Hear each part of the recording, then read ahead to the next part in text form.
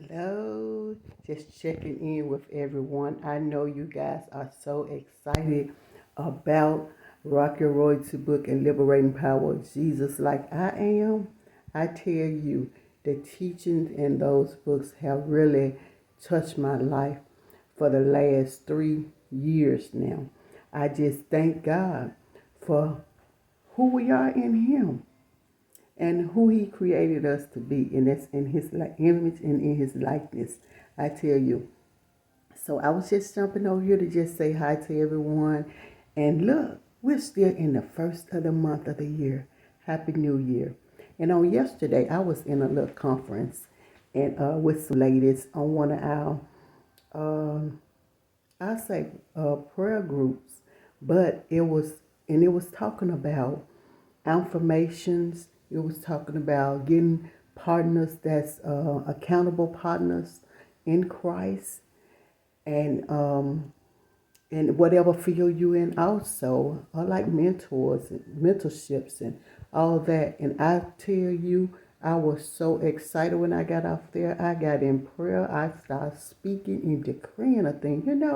God said we speaking and decreeing it shall be established.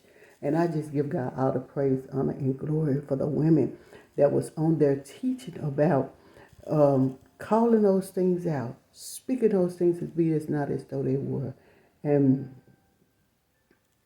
and I tell you, it was so awesome just to hear some of the testimonies of people speaking, you know, what they expect for 2025.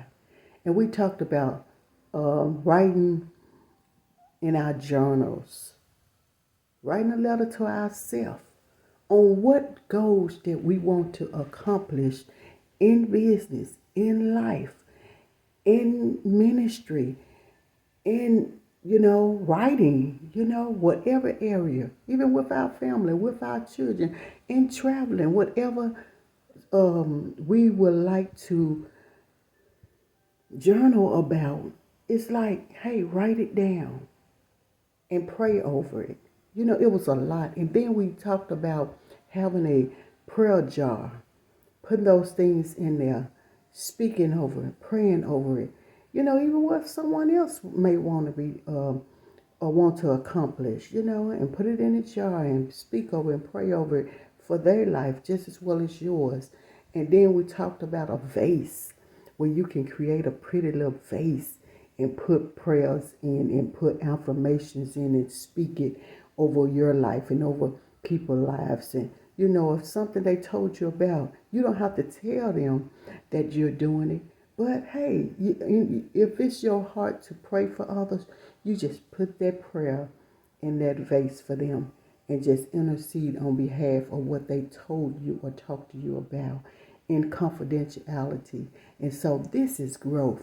This is um, maturity going into 2025, just to be in light, just to be an example of what God will have us to be in helping people grow just as well as we're growing in Him.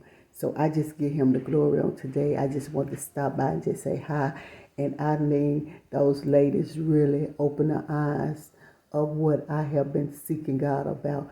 That's one of my prayers, is to step out there, get out the boat, and do my affirmations, speak those affirmations um, over my life, over people's lives, over my children's life, whatever.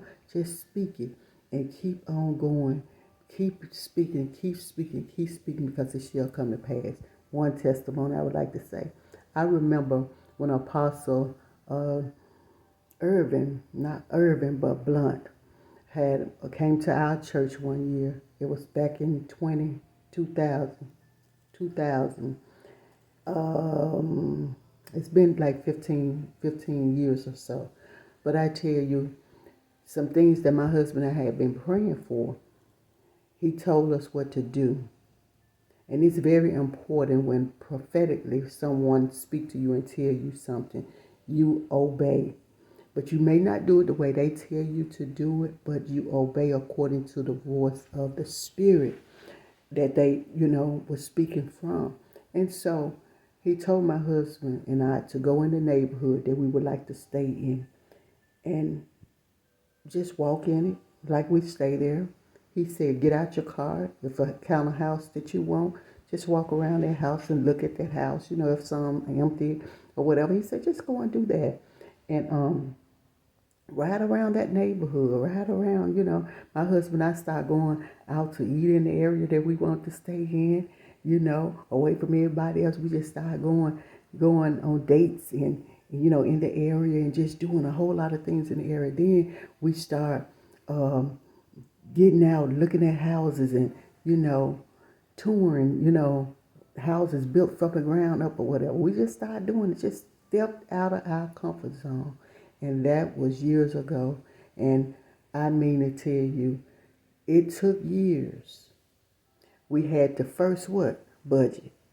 We had the first budget. Get our finances in order. Put back. Save. Get out of debt. It's a lot of things that you have to do to get the things that you really want.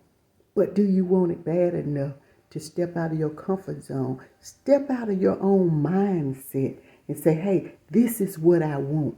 This is what I want to accomplish. Not because you want to do it because of someone else is doing, but you're doing it because you want greater things in life.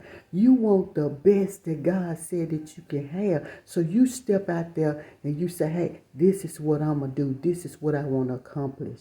And I tell you, we put books in order. We put money in order. We put visions in order, dreams, whatever we wanted and said that we wanted in that house.